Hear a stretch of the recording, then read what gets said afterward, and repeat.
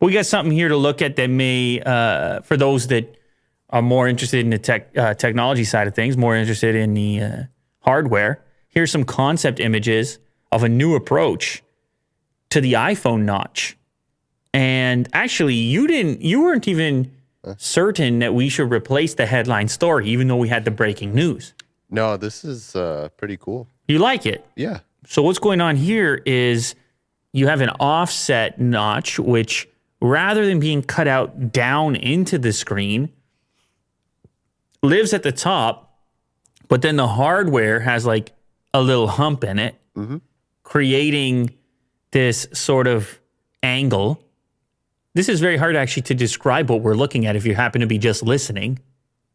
But you can imagine one side of the top of the phone being elevated ever so slightly to house the notch components, and then the other side dipping down in order to give you that tremendously slim bezel.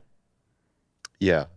And they made it more confusing, the fact that it's like a puzzle piece. It's a two together. That's right. For some reason. That's what you do. When you have your loved ones, you fit them together like that. Well, Yeah.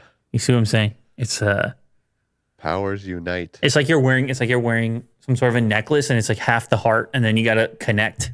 Yeah. To the other. Yeah. So anyway, yes, the expectation you saw. I got it right here. Actually, this is the model of the iPhone 13 that the next iPhone. They shrunk the notch, but it's still, the implementation is identical. So this is a concept. It's radical, and it's imagined for an iPhone in the future, which they're calling the iPhone M1. Now, I believe some early benchmark numbers came out about putting the M1 into the iPad, and it was looking bananas. And when it hits the phone, it's going to be a similar story. And in some ways, I kind of like the idea of a radical design to really make the case that you're looking at something different here this time around. Yeah. By putting the M1 in there. So the designer here is DeRosa. What's the first name? Antonio DeRosa. Imagines lifting the front-facing tech above the display with a funky offset design. Look at that. That's what he imagined. And you're a design guy, Will, so you can appreciate.